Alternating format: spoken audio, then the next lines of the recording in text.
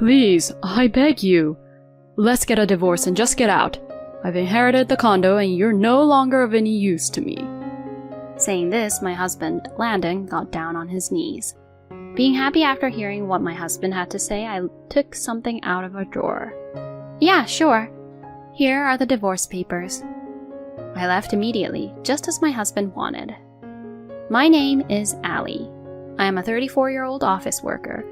I am still working at the advertising company where I started working after graduating from college. At first, I didn't know what was right or left, but after 12 years like this, I seemed to grow up naturally. I am now in a position to manage my subordinates as a general manager, and I am busy working every day.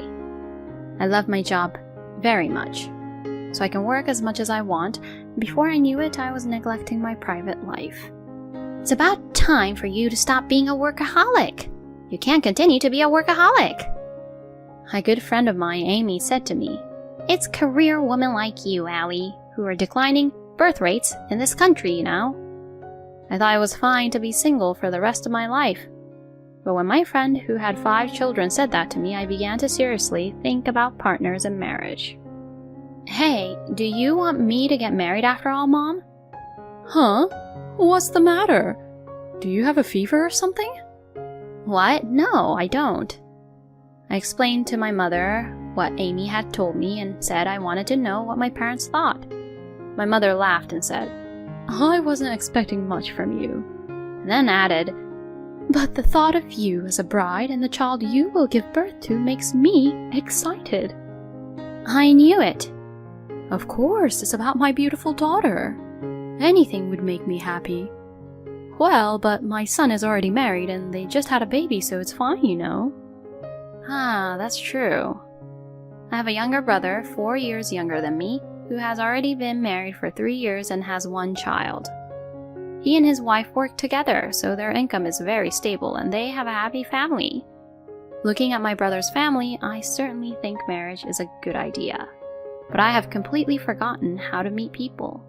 I don't even remember how to fall in love because I haven't been in love for a long time. Being like that, I thought, I can't be like this. Then a colleague of mine heard about my situation and decided to hold a matchmaking party.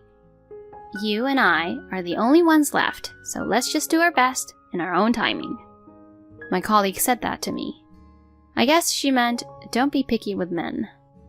But she's right. I have worked hard at my job, but not at all as a woman. So I decided not to be too aggressive here, but to keep an eye on things and try to talk to various people. At the party, as expected, my colleagues and I were the eldest people from the group. The men were all in their late 20s, about 5 or 6 years younger than us. But they were all calm and easy to talk to, and I simply enjoyed the party. We switched seats and I talked with the man next to me about a number of things. That man was Landon, who later became my husband. Landon was very friendly and cheerful, but not childish or younger than me. Moreover, he and I shared the same taste in music and we had a lot of fun talking. Then we exchanged contact information and we started meeting together. There was just a live concert of an artist we both liked in common, so we went to see it together. Then we went for a drive, had tea at a cafe, and went out for drinks. And we grew closer and closer, and we ended up going out. I thought I had forgotten how to fall in love, but that didn't matter when I fell in love. We just enjoyed our time together so much. And then we started dating, and a year passed in a blink of an eye. I don't think a year has ever felt so fast. Then one day, he invited me to dinner at a fancy restaurant with a beautiful night view. I found myself having a little expectation, and as I had the meal with him, I was thinking, no way, to myself, wondering if it was possible. The meals were very good, but I was more nervous about what was going to happen next. Then he pulled a ring out of his suit pocket and proposed to me. Allie, marry me. Let's build a nice, warm family together from now on. Yes. Thus we got married. When I reported to my friends that I had decided to get married, they cried and were happy. "I'm so happy that you finally found happiness, Allie." "Thank you. Please come to the wedding too." "Of course, I'll be there." When I reported that to my parents, they were both very happy as well. I knew that both my father and mother were looking forward to my marriage. Then, after meeting both of our families, he and I had our wedding ceremony. My friends and colleagues all congratulated us, and I was beyond happy. Then, my married life with Landon started. Allie, welcome back. I'm home. Dinner is ready. Today it's curry. Wow, looks delicious. I'm going to go get changed. My husband always cooks for me because he finishes work earlier than I do. To be honest, I'm not a very good cook, so I really appreciate it. Besides, his meals taste so good. He says it's not his own skill because he follows the recipe, but I still think it's great that he can follow the recipe exactly, and it tastes really good. So I think he's a very good cook. Thanks to my husband's cooking, I can work overtime without any worries. And when I come home tired, a delicious and nutritious meal helps my body recover from all the tiredness. I felt very happy that I was able to get a really good husband.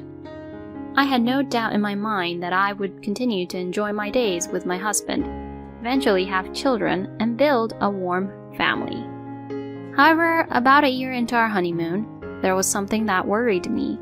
It was that my husband always carried his phone with him wherever he went.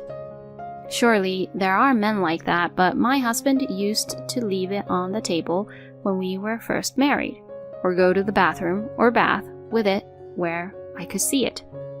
I felt a little uncomfortable because he suddenly started carrying it wherever he went, as if he had completely changed. Since this was happening so often, I decided to take the plunge and ask my husband about it. "You've been clutching your phone all the time lately, but you didn't used to do that, did you?" What? My husband was upset to hear me say that. Then, after his eyes swam a little, he said, So that I can respond immediately when I get a work call or something. Something was very suspicious about him. I thought so, but I still wanted to believe my husband. I thought to myself, let's not pry too much into his life, and let's not suspect anything. So I decided not to say anything else for the time being. However, the more I tried to believe him, the more suspicious things became more and more obvious. My husband often went to a store late at night. I'm going to go by the store right now. Why? I'm craving something sweets, actually. I thought I'd pick up some sweets. I'll get one for you too, Allie. Thanks. At first, I thought he simply wanted something sweet. But even for that, he often goes to the store frequently. And since it takes only 5 minutes to get to the store, which is really close by, even if he gets a little lost in the store, he should be able to return home in about 15 to 20 minutes. But when my husband went to the store, he always didn't return for about 40 to 50 minutes. And if he wanted something so sweet all the time, I once bought him something sweet at a pastry store on my way home from work. But my husband did not look very happy, and with a wry smile on his face, he said, "Thank you." It was then that I realized that my husband was not there at the store to get sweets. So what on earth was he doing there? I was very curious, but I did not know how to ask him. And furthermore, my husband started going out drinking a lot on weekends. He used to come home on time and cook dinner for the two of us, but recently he had been out drinking with people from work and didn't come home until late at night or until dawn. If he was really busy with work and had to drink as part of his job, I would try to be understanding, but that is not the way I see my husband. Rather, he always seems to be looking forward to the drinks, which really had nothing to do with work.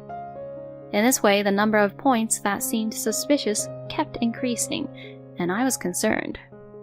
Could my husband be having an affair?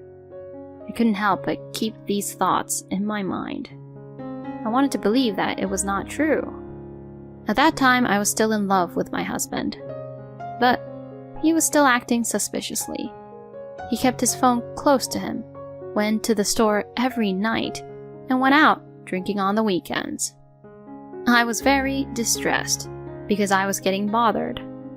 While I was having such a hard time, I received a call from my friend, Amy. "Hey Allie, you're not divorced, right?" "What? What are you saying all of a sudden?" I was surprised to be asked such a question out of the blue.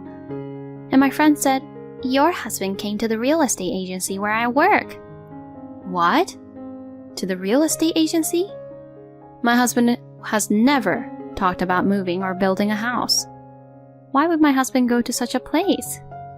As I was thinking this, my friend, looking a little uncomfortable, says, "Actually," and began to talk. To my surprise, she told me that my husband had visited the real estate agency with a woman whom I've never seen before. I had never spoken to Landon directly, so I don't think he was aware of me. But I was at your wedding, so I knew what he looked like. And besides, I recognized the same person because he wrote his name down. So it was definitely your husband, Allie. No way. I felt as if I had been hit on the head with something. My husband, in other words, was having an affair. I had no solid proof, but I guessed that was the case. My husband's suspicious behavior until now became clear to me. I felt like I had connected the dots. I didn't want to think that, but I knew it was what I had expected. I was in shock, but I also felt somewhat blown away. To my own surprise, I felt my love for my husband disappear, bit by bit. Then I decided to request an investigation by an investigation agency in order to obtain solid evidence. I could no longer be kind to my husband. He would talk to me in a natural way, but I would get annoyed because the affair would flicker in my mind. So I often acted coldly, and my husband was troubled. "Oh, what's wrong? Are you in bad mood?" "It's nothing." "Oh, I see." My husband would look awkward and quietly go into his room and not come out for a while. Then my husband says that from this month, he has been going on more and more business trips, and he is away from home for 2 or 3 days every week. But I know the truth. I know that my husband only goes to his lover's house. I found this out from the results of the investigation from the agency that I received later on. Around the time I received the results of the investigation, I was ready for things to be done, so I started preparing for divorce. But then something unexpected happened. My father-in-law passed away. My parents-in-law had treated me very well, and I wanted to attend his funeral. If I divorce first, I will not be able to go to the funeral. So I decided not to file for divorce at once and wait until after the funeral. After attending the funeral and seeing my father-in-law off well, I finally decided to say goodbye to my husband. But my husband said goodbye to me before I did. "Allie, I know this is selfish, but I want a divorce." "What?" I was surprised that my husband was the one to initiate the divorce. Since the affair seemed to have been going on for a long time, I thought they were just playing around without wanting to get any divorce. Why? "Well, that's..." My husband was at a loss for words. He didn't think I would ask him why. I think that's stupid of him, but that's the way my husband is. It's really bad when he doesn't think things through. Well, I guess that's why he is having an affair. My husband couldn't think of a suitable reason, so he said something like this. "Oh, you know, I just wanted to be with a wealthy person. I thought I could have a good time with you if I was with the general manager of a major company. But things have turned out differently than I expected, due to some personal differences. Please, I beg you, let's get a divorce and just get out. I've inherited the condo, and you're no longer of any use to me." Saying this, my husband Landon got down on his knees. Apparently, when my father-in-law passed away, he inherited the apartment that belonged to him. So he told me that I was no longer of any use to him. I guess he is a selfish person to no end. But thank God he cut me out of his life because I was originally going to divorce him. Being happy with what I heard, I pulled something out of the drawer. Okay, sure. Here are the divorce papers. What? My husband didn't seem to think I had filled out divorce papers. Hey, why do you have this? Because I wanted to divorce you too. I told him so. My husband was a little surprised, but laughed and said, Oh, I see. Well, I guess we were thinking the same, huh? Then he signed the divorce papers. This condo will be mine, so, well, I hope you have a good life. That's what my husband would say to me. I left immediately, just as my husband wanted. But that wasn't the end of my revenge. I had already rented a new room, so I could move right out. Then I sent a content-certified letter to his office. Soon after that, I received a phone call from my husband. Why would you send that to my office? Because I need to have you judged for your wrongdoings. Don't you think so? I know you were having an affair. I will make sure you pay me alimony. No way! Landon had no idea that I knew that he was having an affair. He seemed a little awkward, but soon returned to a triumphant mood. Well, but I inherited a condo, so I can pay alimony. Oh, what a relief then. You and your mistress's alimony together would be about $60,000. $60,000? Well, we can get by if we sell the condo. My husband says so, but he was quite upset. But I told him a fact. I'm sorry, but I don't think you'll ever be able to sell that condo. Huh? Why not? First of all, that condo is like 20 years old. It's not going to sell in the first place when it's used for some time like that. And next year, a much taller condo will be built next to your condo, so the view of the scenery from your condo won't be as good. And with that, the value would go down in no time. No way. My husband apparently didn't think about that. Oh, and you have to pay inheritance tax too, so be careful.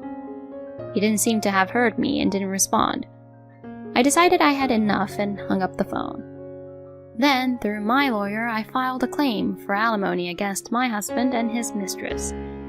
Incidentally, as I had predicted, the condo that my husband had inherited could not be sold, and they seemed to be in a lot of trouble. They had no choice but to start living in the condo, but the condo is old-fashioned, and the high floors make it inconvenient and difficult to live in, and the high maintenance costs make life difficult living there. But even if they wanted to let it go, they could only sell it at a low price, so they are unable to take the plunge. When I heard this story from a mutual friend, I thought to myself, suck it up. Meanwhile, I am living comfortably by myself in a newly rented apartment. Since I don't need to be in love for a while, I'm going to continue to devote myself to my work and try to be filial in other ways, such as giving my parents trips as gifts. Thank you for watching to the end. Please subscribe to our channel. See you in the next video.